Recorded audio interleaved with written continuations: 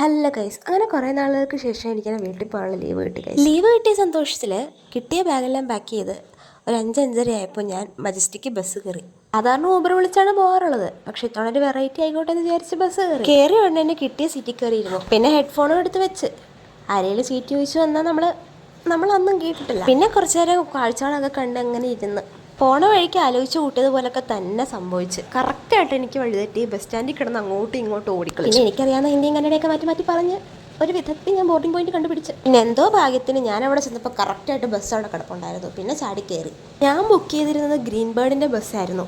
ഞാൻ എപ്പോൾ നാട്ടിൽ പോവുകയാണെങ്കിലും ഗ്രീൻ ബേർഡിൻ്റെ ബസ്സാണ് ചൂസ് ചെയ്യാറുള്ളത്. കാരണം ഇവരുടെ സർവീസും കാര്യങ്ങളൊക്കെ അടിപൊളിയാണ്. ഇവരുടെ ട്രിപ്പിൽ ഇവരൊരു സ്നാക്സ് പാക്കറ്റ് പ്രൊവൈഡ് ചെയ്യും, പിന്നെ ഒരു കുപ്പി വെള്ളവും പ്രൊവൈഡ് ചെയ്യും. സ്നാക്സ് പാക്കറ്റിൽ എന്തൊക്കെയാണെന്ന് കാണിച്ചു തരാം. ഒരു പാക്കറ്റ് വേഫേഴ്സ്, ഒരു പാക്കറ്റ് ലോട്ടി ചോക്കോപ്പായി, പിന്നെ 2 കോപ്പിക്കോ, പിന്നെ ഒരു ബിസ്ക്കറ്റും ഉണ്ടായിരുന്നു.